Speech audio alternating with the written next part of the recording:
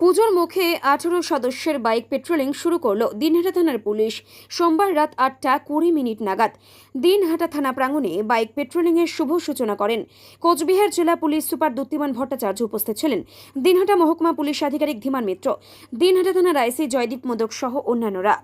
Special team করা হয়েছে দিনহাটা থানাতে, যারা এই 18 জনের একটা টিম থাকছে, তারা এরকম মোটরসাইকেল নিয়ে থাকছে। তাদের জন্য আজকে দিনহাটা থানার পক্ষ থেকে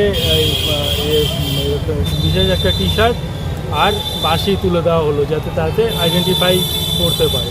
তাদেরকে এই কারণেই করা যে দিনহাটায় আপনারা জানেন যে খুব বেশি ভিড় হয় পুজোর দিনগুলিতে, তো এই যানজট এগুলো এড়ানোর জন্য এবং সাধারণ মানুষকে যে নিরাপত্তা দেওয়ার জন্যই এই বিশেষ টিম গঠন করা হয়েছে।